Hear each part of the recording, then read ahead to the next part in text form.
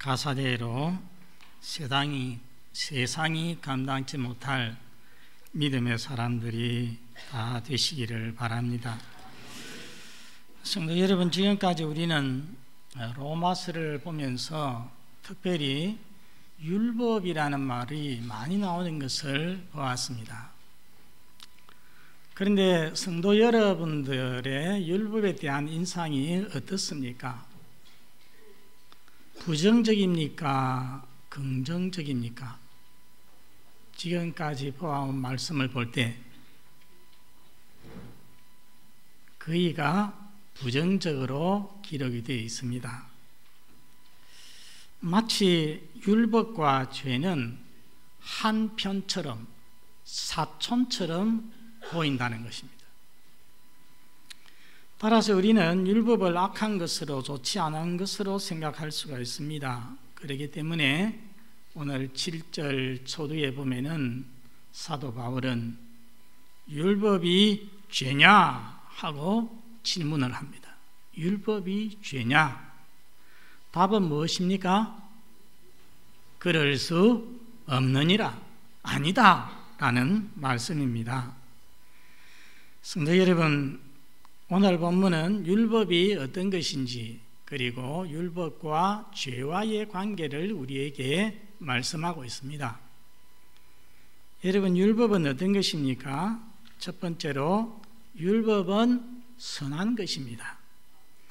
우리가 12절 말씀을 같이 한번 읽어보겠습니다. 12절입니다. 시작. 이러보건대 율법은 거룩하고 계명도 거룩하고 의로우며 선하도다. 여기에 율법도 나오고 계명도 나오는데 어떻게 다르겠습니까? 사실은 두 가지가 다 같은 것입니다. 율법은 계명들 전체를 총괄적으로 일컫는 말이고, 계명은 율법의 구성 요소가 되는 각각의 명령을 말하는 것입니다. 즉 10계명처럼 율법이 보다 구체화된 것이 바로 계명이다 하는 말씀입니다. 율법은 거룩하고 의롭고 선하다, 악한 것이 아니다, 죄가 아니다 했습니다. 여러분, 거룩하고 의롭고 선하다 할 때에 생각나는 분이 있습니다. 누구십니까? 하나님, 예수님. 우리 하나님이 바로 거룩하고 의롭고 선하신 분입니다. 율법은 거룩하고 의롭고 선하신 하나님에게서 난 것이기 때문에 거룩하고 의롭고 선한 것입니다. 여러분, 우리 인간은 하나님의 형상대로 지식이 있게 지음을 받았습니다. 선악에 대한 지식을 분명히 가지고서 지어졌습니다. 그리고 오늘 말씀대로 우리 인간은 하나님처럼 의롭게, 거룩하게, 선하게 지음을 받았습니다. 그렇기 때문에 우리 인간이 범죄 타락하기 전에는 하나님께서 십계명에 있는 말씀처럼 무엇을 해라, 무엇을 하지 말아라 하실 필요가 전혀 없었습니다. 다르게 말하면은 타락하기 전에는 우리 인간에게 율법의 말씀이 필요가 없었더라는 것입니다. 그런데 범죄 타락으로 인해서 인간에게 있는 하나님의 형상이 훼손이 되었습니다. 거룩하지도 의롭지도 선하지도 않게 되었고, 선악에 대한 지식도 희미하게 되어져 버렸습니다. 그래서 하나님께서 이스라엘 백성을 구원하신 이후에 하나님의 백성은 어떻게 살아야 되는가, 또 선과 악은 어떻게 구별할 수 있는가를 보여주시기 위해서 시내산에서 그들에게 주신 것이 있습니다. 무엇입니까? 율법, 십계명을 하나님께서 주셨던 것입니다. 요컨대 율법은 하나님에게서 나온 하나님의 법, 선한 것입니다. 율법은 좁은 의미로는 저 구약 성경 맨 초두에 있는 5권의 성경, 모세 오경이라고 불리죠. 창세기, 출애굽기, 레위기, 민수기, 신명기 5권을 우리가 율법이라고 합니다. 그러나 조금 넓게 말하면은 구약 성경을 그냥 싸잡아서 율법이라고 하기도 합니다. 좀 더 넓게 말하면은 복음을 제외한 성경 모든 말씀, 우리 하나님을 믿는 하나님의 백성은 이렇게 살아야 된다라고 주시는 모든 하나님의 말씀이 사실은 율법이라 그렇게 말을 할 수가 있습니다. 여러분, 지난 주일에 우리는 예수 그리스도의 몸으로 말미암아 그의 죽으심으로 말미암아 율법에 대해서 죽었다고 했어요. 그 말씀은 율법에 대해서 자유한 사람이 되었다, 율법과 무관한 사람이 되었다고 했습니다. 우리는 이제는 율법이 아닌 예수 그리스도를 믿음으로 말미암아 구원을 얻는다고 했습니다. 그러나 우리가 잘 생각할 것은, 그것은 구원의 방법으로서는, 구원의 길로서는 우리가 율법에 대해서 죽었고 율법과 무관하다는 것입니다. 우리는 믿음으로 의롭다함을 받고 믿음으로 구원을 받습니다. 그러니까 율법은 더 이상 우리에게는 관계도 없고 쓸모가 없느냐? 그렇지 않다는 것입니다. 우리의 삶의 규칙으로서 여전히 유효하다는 것입니다. 구원의 길로서는 아무것도 아닙니다, 우리에게. 그러나 구원받은 우리에게는 삶의 규칙으로서 유효하다는 것입니다.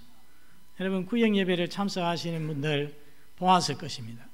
우리 예수님께서 마태복음 5장 산상보훈에서 제자들에게 하신 말씀이 있습니다. 누구든지 이 계명 중 지극히 작은 것 하나 버리고 그렇게 사람들을 가르치는 사람은 천국에서 지극히 작다 일컬음을 받을 것이요, 이 계명들을 지키고 그리고 그렇게 사람들을 가르치는 자는 천국에서 크다 일컬음을 받으리라 말씀을 했습니다. 그리고 이번 주간에는 설이라서 우리가 구역 예배 드리지 못하지만 그 다음 주간에 나가는 교재에 보면은 그 다음에 어떤 말씀이 있느냐면은 예수님께서 10계명 중에 6계명과 7계명을 예로 들어서 말씀을 하십니다. 6계명 살인하지 말라, 7계명 간음하지 말라 라는 그 말씀의 원 의미가 무엇인지 그것을 딱 설명을 하시고 그렇게 살아가도록 주님께서 말씀을 하셨습니다. 이것은 무엇을 말합니까? 율법은, 계명은 이제는 필요 없다입니까? 여전히 유효하다입니까? 유효하다는 것입니다. 성도 여러분, 율법과 계명이 하나님의 말씀인 것을 믿습니까? 계명이 선한 것임을 믿습니까? 예, 그렇다면은 이 율법의 말씀을 사랑하고 읽고 묵상하시기를 바랍니다. 여러분, 부부는 닮습니다. 부부가 사이가 좋을수록 더 닮습니다. 왜 그런지 아십니까? 부부는 함께 살기 때문입니다. 서로를 마주 보기 때문입니다. 함께 기뻐하고 함께 슬퍼하고 울기 때문에 얼굴 앞에 근육이, 이 얼굴의 근육이 함께 움직입니다. 울 때 함께 이게 우는 근육이 움직이고 웃을 때도 근육이 함께 움직이니까, 그러다 보니까 서로가 세월이 가면서 부부가 사이가 좋을수록 닮아가는 것입니다. 그처럼 율법은 거룩하고 의롭고 선하기 때문에 율법을 가까이 하는 자, 율법을 사랑하고 율법과 교제하고 하나님의 말씀을 묵상하는 사람은 그 율법의 말씀과 같이 의롭고 거룩하고 선하게 되어진다는 말씀입니다. 나아가 거룩하고 의롭고 선하신 하나님을 닮아가게 되는 것입니다. 그리고 이 율법의 말씀을 지켜서 순종하시기를 바랍니다. 그러면 하나님께서 복 주셔서 범사에 복 있는 사람이 될 것입니다.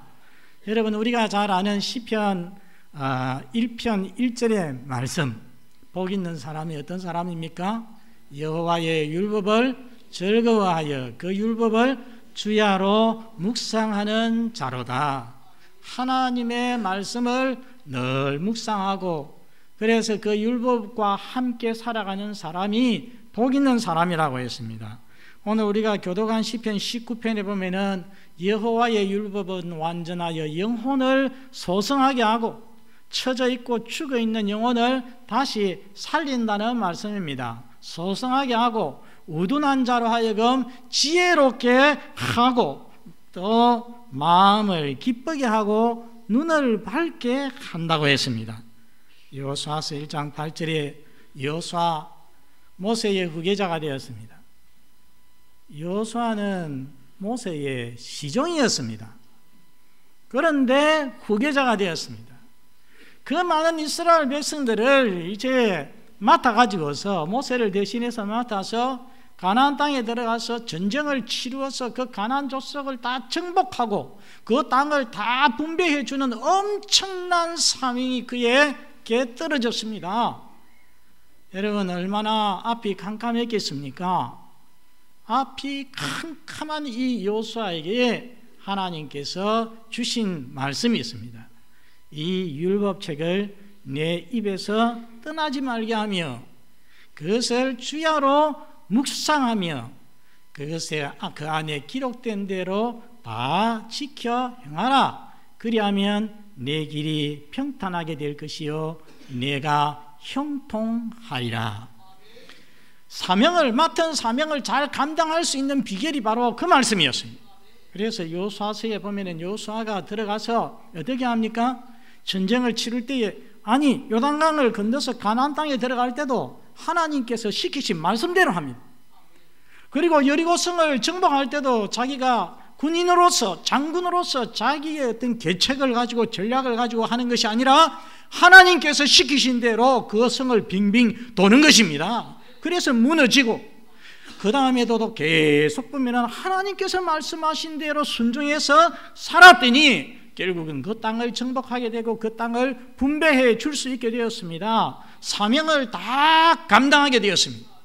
그것은 여호수아서 1장 8절의 말씀대로 따랐기 때문인 것입니다. 오늘날도 마찬가지입니다.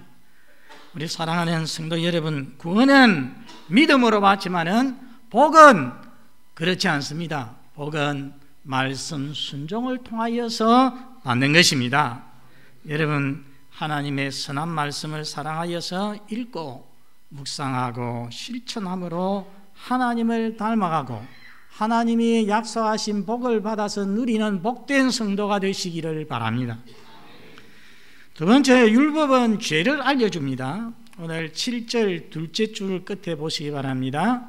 7절 둘째 줄 끝에 보면은 율법으로 말미암지 않고는 내가 죄를 알지 못하였으니 말씀합니다. 이 말씀을 쉽게 말하면은 우리가 어떻게 해서 죄가 죄인 줄 알 수 있다는 것입니까? 율법을 통해서. 율법이 있기 때문에 우리가 죄를 알게 된다는 것입니다. 그런데 한 가지 생각해 볼 것이 있습니다. 여러분, 율법이 없으면 사람이 죄를 전혀 알지 못합니까? 한번 생각해 보십시오. 율법이 없으면 죄를 전혀 알지 못합니까? 그렇지는 않습니다. 왜 그런가 하니까 우리 인간은 하나님의 선하신 하나님의 형상으로 지음을 받았기 때문에 율법이 주어지기 이전에 이미 우리 인간 속에 자연적으로 선악을 분별하는 것이 좀 있어요. 그것을 가리켜서 우리가 무엇이라고 합니까? 양심이라고 합니다. 양심이 무슨 말입니까? 선한 마음. 그래서 우리의 모든 인간에게는 양심의 법이 있습니다. 양심의 법. 그래서 하나님의 말씀을 알지 못하는 사람, 예수님을 믿지 않는 사람도 어느 정도 선악을 구별합니다. 자, 세상 사람들도 전부 다 불효하는 것, 부모님을 공경하지 않는 것은 죄라는 것을 알고 있습니다. 살인하는 것, 간음하는 것, 도둑질하는 것, 나쁜 짓이라는 것을 다 알고 있습니다. 그렇죠? 그렇지만 여러분, 양심이라는 것은 완전하지가 못합니다. 선악을 분별하는데도 희미한 부분이 많습니다. 그리고 이게 양심이라는 것은 환경에 따라서 그냥 무너지기도 하고 그냥 마비가 되기도 합니다. 예를 들어서 어떤 사람은 돈에 대해서 굉장히 철저합니다. 10,000원을 빌려가지고서도 한시밥비 갚지 않으면 견딜 수가 없어요. 그렇게 했는데 그 사람이 빚을 자꾸 지다 보면은 이 사람 저 사람에게 계속 빌리다 보면은 또 갚지 못하다 보면은 어떻게 됩니까? 그냥 무디어집니다. 빚에 대해서 그냥 무디어져 가지고서 그냥 빚내는 것을 겁을 내지 않고 쓰게 됩니다. 죄를 짓는 것도 그렇습니다. 처음에 죄를 한두 번 지을 때는 마음 아파하고 부끄러워하고 그러다가 나중에 죄를 계속 짓다 보면은 뭐 전과 10번, 20번 되다 보면 어떻습니까? 양심이 마비가 되어 가지고서 내가 뭘 잘못했노 이렇게 합니다. 잘못했다는 의식이 사라져버리는 겁니다. 여러분, 양심이 그렇다는 것입니다. 그러나 율법은 죄를 분명히 알게 해줍니다. 율법은 거울과 같습니다. 우리의 때묻은 모습, 우리의 잘못된 모습, 죄악된 모습을 그대로 비추어 주는 것입니다. 여러분, 이 로마서는 바울이 썼지 않습니까? 바울은 빌립보서 3장에 보면은 자기는 율법에 대해서 흠이 없는 자라고 했습니다. 율법을 잘 지켰다는 말씀이죠. 그는 어려서부터 표면상으로 볼 때, 겉으로 볼 때는 율법을 잘 지켰다는 것입니다. 그런데 바울에게 항상 걸림돌이 되는 계명이 있었습니다. 항상 도전이 되는 계명이 있었습니다. 그게 몇 계명인지 아십니까? 오늘 성경에 나왔습니다. 바로 제10계명, 탐내지 말라는 계명이었습니다. 여러분,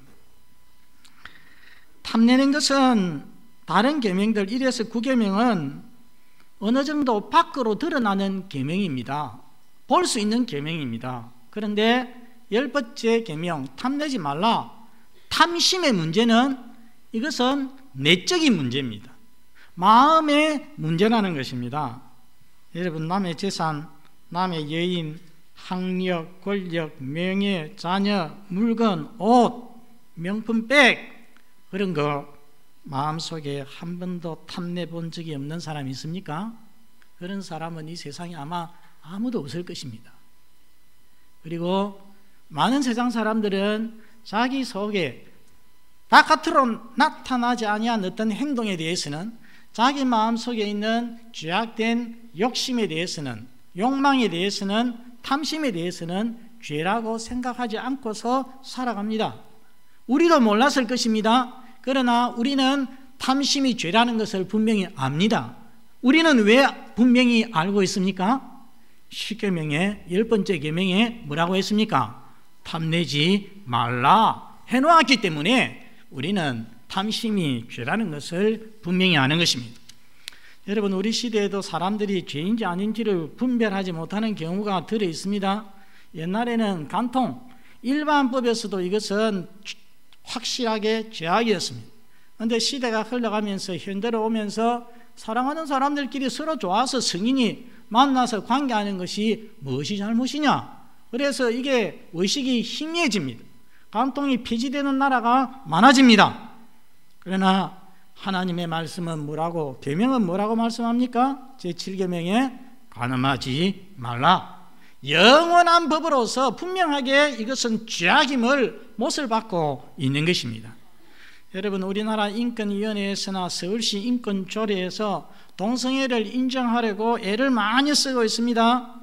그런데 우리 기독교회들이나 기독교 단체가 적극적으로 반대를 해서 그것이 아직도 통과가 되지 않고 있습니다. 여러분, 우리가 성경을 보면 하나님께서는 인간을 남녀로 창조를 하셨어요. 제3의 성이 있는 것이 아닙니다. 남녀로 창조를 하셨고, 하나님께서는 아담을 하와에게 이끌어 가서 남녀로 서로 하나가 되어서 한 몸이 될지니라고 말씀을 하셨습니다. 우리 하나님이 인간을 지어 놓으시고 생육하고 번성하여 땅에 충만하라고 했습니다. 그런데 동성애는 이 모든 것에 하나도 맞지가 않습니다. 다 어긋나는 것입니다. 여러분, 동성애자가 남자끼리 결혼하고 같이 사는데 아기를 낳을 수, 생육하고 번성할 수 있습니까? 없습니까? 없는 것입니다. 로마서 1장 24절에서 27절에 보면 동성애는 인간 타락의 가장 악한 그런 죄의 표시로서 기록이 되고 있습니다. 여러분, 우리가 구약 성경에 소돔과 고모라가 하나님 앞에 하늘에서 유황이 불같이 쏟아져 가지고서 불심판을 받아서 사라져 버렸잖아요. 그 큰 죄악이 뭐였습니까? 소돔의 큰 죄악이 남색이었습니다. 동성애였습니다. 이렇게 성경은 동성애가 무서운 죄임을 명시하고 있습니다. 우리 인간이 범죄함으로 인하여서 동성애적인 기질을 타고서 태어날 수는 있습니다. 그러나 이것은 아무 죄가 아니고 나쁜 것이 아니고 잘못이 없다고 이렇게 확산을 시키고 인정받으려고 하는 것이 잘못되었다는 것입니다. 그것을 고치려고 해야지. 여러분, 암이 있다고 이 암은 괜찮은 것이야, 그게 됩니까? 그렇게 해서 되겠습니까? 아니요. 이것은 병이다, 이것은 고쳐야 돼, 이렇게 돼야 옳은 것 아니겠습니까? 마치 그와 같은 것입니다. 혼전 동거가 점점 많아집니다. 제가 아는 사람에 따른 부끄러움도 없이 아무렇지 않게 혼전 동거를 하고 있습니다. 그 어머니도 그냥 용인을 하고 있습니다. 그러나 여러분, 우리 하나님께서 아담을 이끌어서 하와와 결혼을 시켜주시고 둘이 합하여 한 몸이 될지니라고 말씀을 하셨습니다. 그리고 율법에도 보면은 하나님께서 이 혼전에 순결을 잃게 한 어떤 남자가 있으면 벌금을 물리도록 그렇게 합니다. 왜 벌금을 묻니까? 그것이 하나님 앞에 옳은 일이 아니기 때문에, 죄악된 일이기 때문에, 그렇기 때문에 벌금을 물리는 것입니다. 성도 여러분, 오늘날 우리 청년들이나 또 부모들은 돈이 3천만 원 이상 있어야 적어도 결혼을 시킬 수가 있다고, 거지 결혼을 시킬 수 있다고 그렇게 말들을 합니다. 그러나 여러분, 그렇지 않습니다. 두 사람이 함께 누울 자그마한 방 하나만 있으면 되고요, 가재도구, 밥을 지어서 먹을 수 있는 숟가락만 있으면 결혼할 수 있는 거예요. 꼭 새 옷을 입어야 될 필요가 뭐가 있습니까? 비싼 반지를 해서 끼워야 될 이유가 뭐가 있습니까? 자가용이 아파트가 왜 꼭 필요하겠습니까? 아니요. 사실은 돈 한 푼도 없어도 하나님 앞에 서서 결혼식을 올리고 함께 살 수가 있는 것입니다. 초혼이든지 재혼이든지. 그리고는 살림을 넓혀가는 것은 두 사람이 평생 동안 해야 될 일인 것입니다. 그래서 우리 기독교인들은 이것을 분명히 깨닫고, 내가 가난하든지 부하든지 관계없이 먼저 하나님과 증인들 앞에서 결혼식을 딱 올리고, 그리고 함께 동거하는 것이 하나님 앞에 아름다운 것입니다.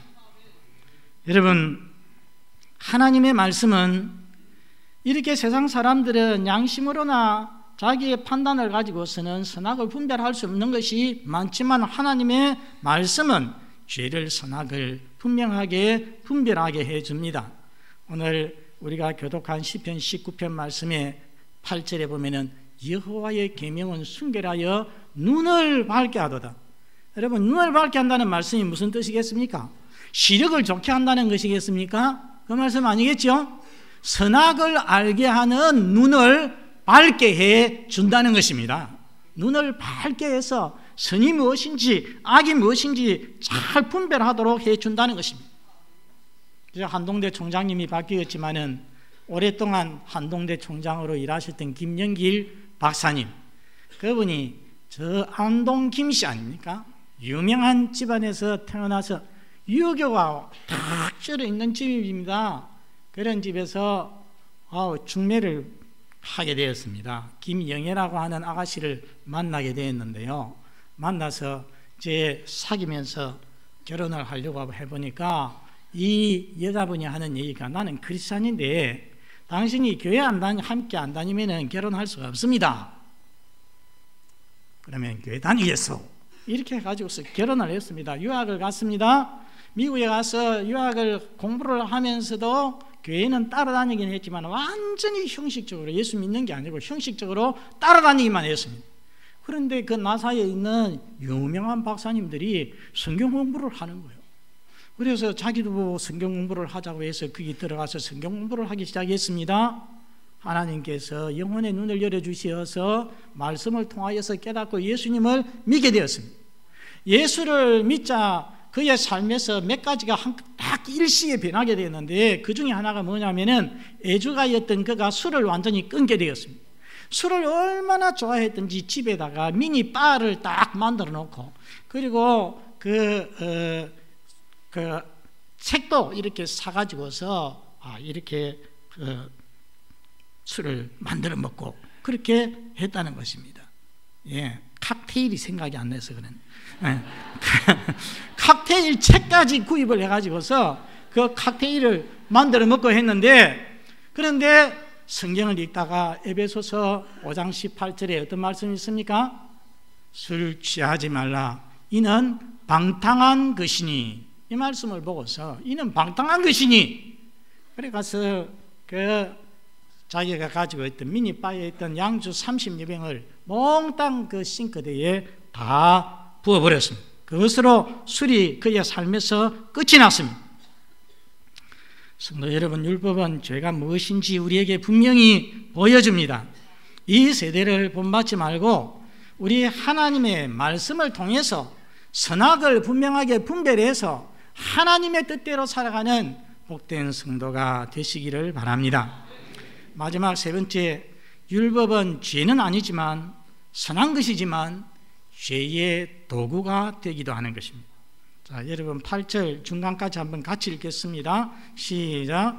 그러나 죄가 기회를 타서 계명으로 말미암아 내 속에서 온갖 탐심을 이루었나니 되었습니다. 여기 보니까 한마디로 죄가 율법을 계명을 이용을 해서 우리로 범죄하게 한다는 것입니다. 우리 인류 지조에게 하나님께서 동산 중앙에 있는 나무의 실과는 따먹지 말라, 따먹으면 정령코 죽으리라 하나님께서 엄히 금했습니다. 그런데 사탄이 와가지고서 유혹을 합니다. 여러분, 사탄이 인간을 범죄하도록 하기 위해서 다가와서 유혹을 할 때에 무엇을 가지고서 유혹을 했습니까? 하나님께서 하신 그 말씀을 가지고서 유혹을 했습니다. 그렇죠? 하나님이 정말로 동산에 있는 모든 과실을 다 먹지 말라고 하더냐? 하나님은 동산 중앙에 있는 나무 하나를 말했는데 이 사탄은 조금 변경을 딱 시켜가지고 체인지해가지고 모든 나무의 과실을 먹지 말라더냐 하면서 꿰었습니다. 꼬시고 부추겼어요. 그 말을 딱 듣고 나니까 하와가 그 과일을 보니까 어떻게 했습니까? 전에는 아무 관심이 없던 그 과실이 먹음직도 하고 보암직도 하고 그래서 그것을 따먹지 않습니까? 아이들도 부모가 보지 말라, 건들지 말라고 하면은 더 궁금해서 보려고 합니다. 율법이 그런 역할을 한다는 것입니다. 여기서 중요한 것은 마귀가 우리 성도의 틈을 노리듯이 죄는 기회를 노린다. 죄는 기회를 탄다는 것입니다. 마귀나 죄는 같습니다. 성도의 빈틈을 노리고 기회를 탑니다. 한번 따라서 합니다. 죄는 기회를 탄다. 다시 한번, 죄는 기회를 탄다. 어떤 기회를 타겠습니까? 우리 성도가 방심할 때, 우리 성도가 게으를 때, 나태할 때, 우리 성도가 기도하지 않을 때에, 우리 성도가 교만할 때에 죄가 틈을 타가지고서 기회를 타서 우리로 넘어지게 한다는 것입니다. 그뿐 아닙니다. 마귀가 얼마나 영리한지 오늘 본문에 무엇을 죄의 도구로 사용한다고 했습니까? 기회를 타서 무엇을 가지고서 우리로 죄짓게 한다고 했습니까?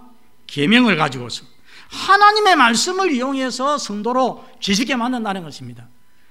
저는 이 말씀을 보면서 충격을 받았습니다. 마귀가 죄가 얼마나 교활한지, 나쁜 것, 악한 것을 이용해서 우리 성도로 범죄케 하는 것이 아니라 무엇을 이용해서? 선한 것을 이용해서, 하나님이 주신 선한 법을 이용해서, 계명을 이용해서 우리 성도들을 넘어지게 한다는 것입니다. 여러분, 아담을 마귀가 어떻게 넘어지게 했습니까? 하나님이 주신 사랑하는 아내 하와를 통하여서 넘어지게 했습니다. 얼마나 기회를 잘 탑니까? 그렇기 때문에 우리 성도들은 영적으로 정신을 바짝 차리고서 살아야 합니다. 안 그러면은 자기도 모르게 죄의 도구가 되고 맙니다. 오늘날 참 우리 한국 교회 가슴 아픈 것이, 우리 울산에도 들어있지만은 우리 전국적으로 보면 우리 교단도 그렇고 다른 교단도 그렇고 문제 있는 교회, 싸우는 교회가 더 많습니다. 당회와 안수집사님들이 서로 나뉘어 가지고서 싸우는 교회, 목사파, 장로파가 나뉘어 가지고서 싸우는 교회, 그러면은 성도들은 낙심하고서 교회를 떠납니다.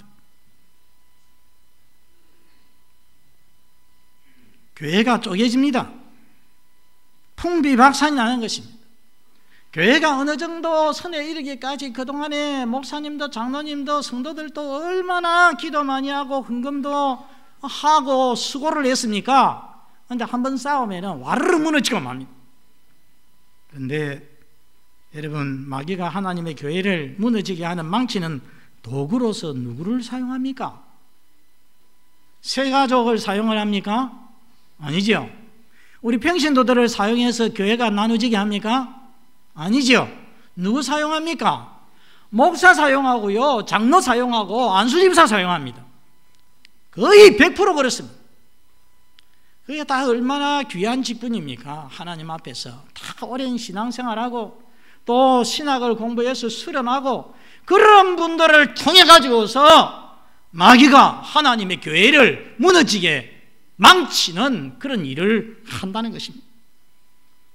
여러분, 죄의 도구, 사탄의 도구가 되지 마시고 죄가 여러분을 틈타지 못하도록 정신을 차리고 사시기를 바랍니다. 오늘 말씀은 율법은 죄스러운 게 아니라는 것을 우리에게, 선한 것임을 우리에게 보여줍니다. 그러나 율법은 죄를 치료하거나 죄를 막아주지는 못합니다. 여러분, 백사장에 상어 출몰, 수영 금지, 경고 표지판이 있습니다. 그것은 위험을 알려주기는 하지만은 상어를 막아주거나 죽이거나 상어에게서 사람들을 보호해 주지를 못합니다. 율법이 바로 그렇다는 것입니다. 죄가 뭔지는 알려주지만은 죄와 사망에서 사람을 구원해 주지를 못합니다. 구원의 수단이 되지 못합니다. 도리어 오늘 말씀 세 번째 보니까 죄의 도구가 되기도 하는 것입니다. 따라서 율법은 우리의 소망이 되지 못합니다. 우리의 소망은 율법의 정죄에서 우리를 구원하신 우리 주 예수 그리스도에게 있는 것입니다. 그래서 로마서 8장 1절에 보면은 누구든지 예수 그리스도 안에 있는 자에게는 정죄함이 없느니라. 율법을 다 지키시고 율법을 따라서 죽으신 예수님을 믿는 자에게는 더 이상 정죄함이 없는 것입니다. 예수님께 나아가는 자, 예수님을 믿는 자는 하나님께서 의롭다 하시고 구원해 주시는 것입니다. 그리고 믿는 자에게는, 우리 하나님께서 예수님을 믿는 자에게는 성령을 주시어서 우리의 힘과 능력으로는 지킬 수가 없는 하나님의 말씀, 율법의 말씀을 성령의 능력으로 지키면서 살 수 있도록 도와주시는 것입니다. 교회 여러분, 이 구원자 예수님을 믿어서 구원받으시기를 바랍니다. 나아가 성령의 능력으로 하나님의 말씀을 지키면서 살아서 성도답게, 하나님 백성답게 살아가는 복된 성도가 다 되시기를 바랍니다.